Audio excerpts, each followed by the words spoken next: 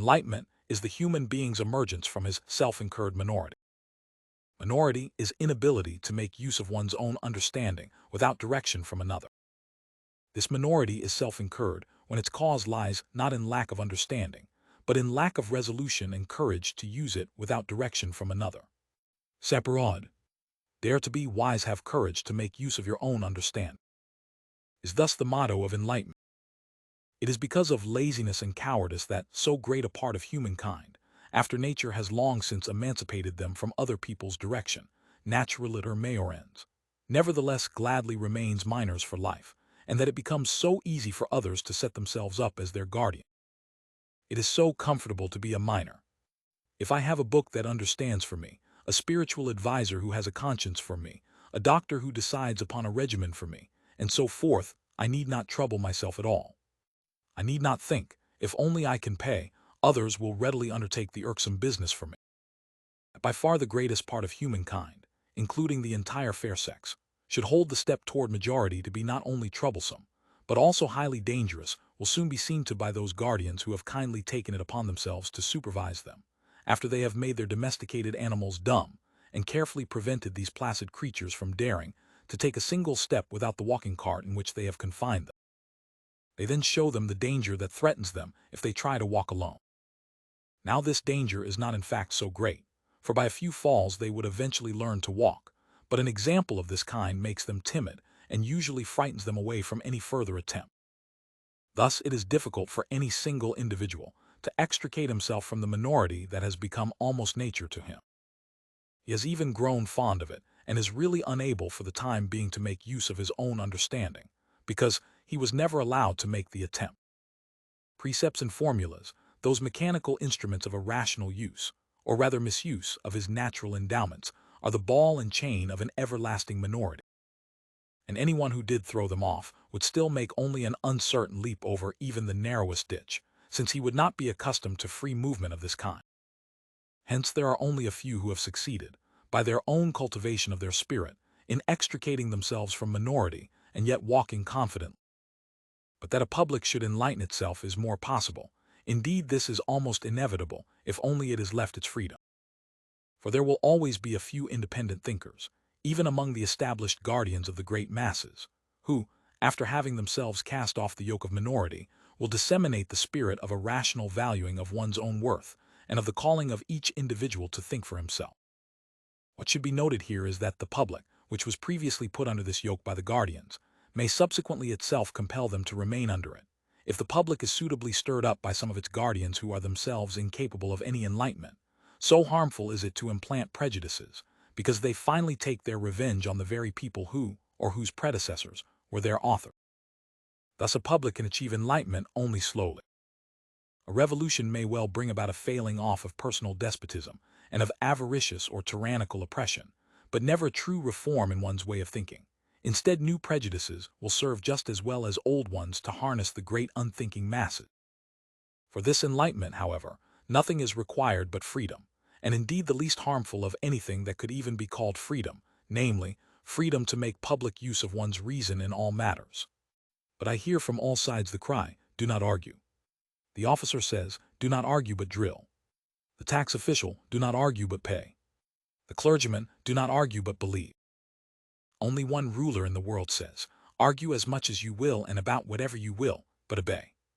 Everywhere there are restrictions on freedom. But what sort of restriction hinders enlightenment, and what sort does not hinder but instead promotes it? I reply, the public use of one's reason must always be free, and it alone can bring about enlightenment among human beings. The private use of one's reason may, however, often be very narrowly restricted without this particularly hindering the progress of enlightenment. But by the public use of one's own reason, I understand that use which someone makes of it as a scholar before the entire public of the world of readers. What I call the private use of reason is that which one may make of it in a certain civil post or office with which he is entrusted. Now, for many affairs conducted in the interest of a commonwealth, a certain mechanism is necessary, by means of which some members of the commonwealth must behave merely passively, so as to be directed by the government, through an artful unanimity, to public ends, or at least prevented from destroying such ends. Here it is, certainly, impermissible to argue. Instead, one must obey.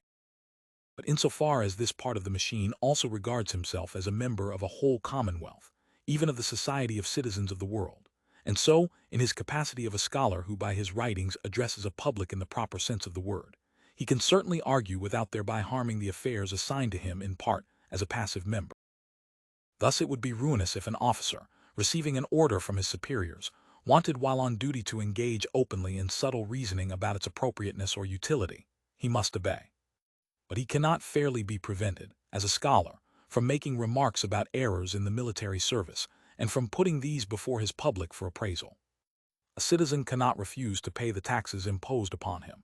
An impertinent censure of such levies when he is to pay them may even be punished as a scandal, which could occasion general insubordination. But the same citizen does not act against the duty of a citizen when, as a scholar, he publicly expresses his thoughts about the inappropriateness or even injustice of such decree. So, too, a clergyman is bound to deliver his discourse to the pupils in his catechism class and to his congregation in accordance with the creed of the church he serves, for he was employed by it on that condition. But as a scholar he has complete freedom, and is even called upon to communicate to the public all his carefully examined and well-intentioned thoughts about what is erroneous in that creed, and his suggestions for a better arrangement of the religious and ecclesiastical body. And there is nothing in this that could be laid as a burden on his conscience. For what he teaches in consequence of his office as carrying out the business of the church, he represents as something with respect to which he does not have free power to teach as he thinks best, but which he is appointed to deliver as prescribed, and in the name of another. He will say, our church teaches this or that, here are the arguments it uses. He then extracts all practical uses for his congregation from precepts to which he would not himself subscribe with full conviction, but which he can nevertheless undertake to deliver, because it is still not altogether impossible that truth may lie concealed in them, and in any case there is at least nothing contradictory to inner religion present in them. For if he believed he had found the latter in them, he could not in conscience hold his office, he would have to resign from it.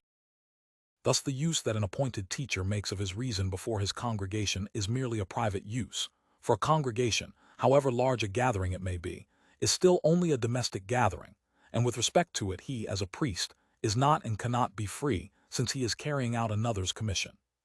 On the other hand, as a scholar, who by his writing speaks to the public in the strict sense, that is, the world, hence a clergyman in the public use of his reason, he enjoys an unrestricted freedom to make use of his own reason and to speak in his own person. For that the guardians of the people, in spiritual matters, should themselves be minors is an absurdity that amounts to the perpetuation of absurdity. But should not a society of clergymen, such as an ecclesiastical synod or a venerable classis, as it calls itself among the Dutch, be authorized to bind itself by oath to a certain unalterable creed, in order to carry on an unceasing guardianship over each of its members and by means of them over the people, and even to perpetuate this? I say that this is quite impossible. Such a contract, concluded to keep all further enlightenment away from the human race forever, is absolutely null and void, even if it were ratified by the supreme power, by imperial diets, and by the most solemn peace treaty. One age cannot bind itself and conspire to put the following one into such a condition that it would be impossible for it to enlarge its cognitions, especially in such urgent matters, and to purify them of errors, and generally to make further progress in enlightenment. This would be a crime against human nature, whose original vocation lies precisely in such progress, and succeeding generations are therefore perfectly authorized to reject such decisions as unauthorized and made sacrilegiously.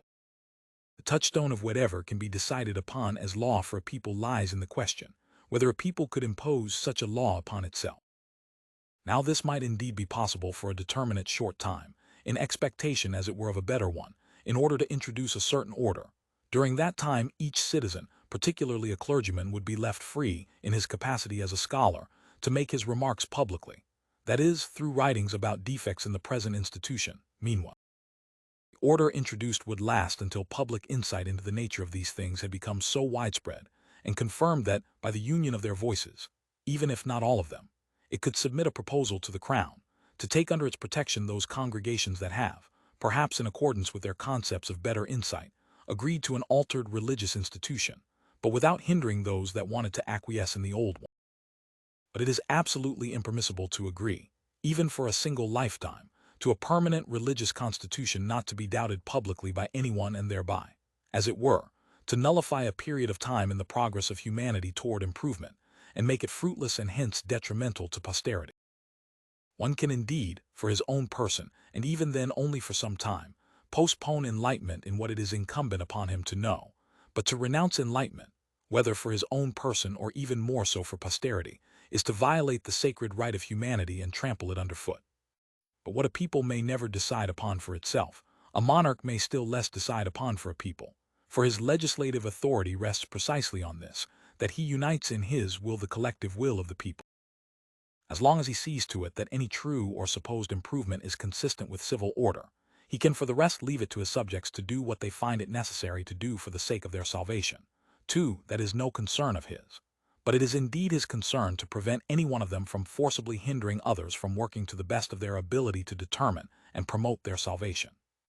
It even infringes upon his majesty, if he meddles in these affairs by honoring with governmental inspection the writings in which his subjects attempt to clarify their insight, as well as if he does this from his own supreme insight, in which case he exposes himself to the reproach Caesar non est super grammatico. Caesar is not above the grammarians, but much more so, if he demeans his supreme authority so far as to support the spiritual despotism of a few tyrants within his state against the rest of his subjects. If it is now asked whether we at present live in an enlightened age, the answer is no, but we do live in an age of enlightenment. As matters now stand, a good deal more is required for people on the whole to be in the position, or even able to be put into the position, of using their own understanding confidently and well in religious matters, without another's guidance. But we do have distinct intimations that the field is now being opened for them to work freely in this direction, and that the hindrances to universal enlightenment, or to humankind's emergence from its self-incurred minority, are gradually becoming fewer. In this regard, this age is the age of enlightenment, or the century of Frederick. Prince who does not find it beneath himself to say that he considers it his duty not to prescribe anything to human beings in religious matters, but to leave them complete freedom, who thus even declines the arrogant name of tolerance, is himself enlightened and deserves to be praised by a grateful world and by posterity as the one who first released the human race from minority, at least from the side of government, and left each free to make use of his own reason in all matters of conscience. Under him, venerable clergymen, notwithstanding their official duties, may in their capacity as scholars freely and publicly lay before the world for examination their judgments and insights deviating here and there from the creed adopted, and still more may any other who is not restricted by any official duty. This spirit of freedom is also spreading abroad, even where it has to struggle with external obstacles of a government which misunderstands itself. For it shines as an example to such a government that in freedom there is not the least cause for anxiety about public concord and the unity of the commonwealth. People gradually work their way out of barbarism of their own accord, if only one does not intentionally contrive to keep them in. I have put the main point of enlightenment, of people's emergence from their self-incurred minority, chiefly in matters of religion, because our rulers have no interest in playing guardian over their subjects with respect to the arts and sciences, and also because that minority being the most harmful, is also the most disgraceful of all. But the frame of mind of a head of state, who favors the first, goes still further, and sees that, even with respect to his legislation, there is no danger in allowing his subjects to make public use of their own reason, and to publish to the world their thoughts about a better way of formulating it. Even with candid criticism of that already given, we have a shining example of this, in which no monarch has yet surpassed the one whom we honor. But only one who, himself enlightened, is not afraid of phantoms, but at the same time has a well-disciplined and numerous army ready to guarantee public peace, can say what a free state may not dare to say, argue as much as you will, and about what you will, only obey. Here a strange, unexpected course is revealed in human affairs, as happens elsewhere too if it is considered in the large, where almost everything is paradoxical. A greater degree of civil freedom seems advantageous to a people's freedom of spirit and nevertheless puts up insurmountable barriers to it. A lesser degree of the former, on the other hand, provides a space for the latter to expand to its full capacity. Thus, when nature has unwrapped from under this hard shell the seed for which she cares most tenderly, namely the propensity and calling to think freely, the latter gradually works back upon the mentality of the people, which thereby gradually becomes capable of freedom in acting, and eventually even upon the principles of government, which finds it profitable to itself to treat the human being, who is now more than a machine, in keeping with his dignity. Königsberg in Prussia, 30th September, 1784.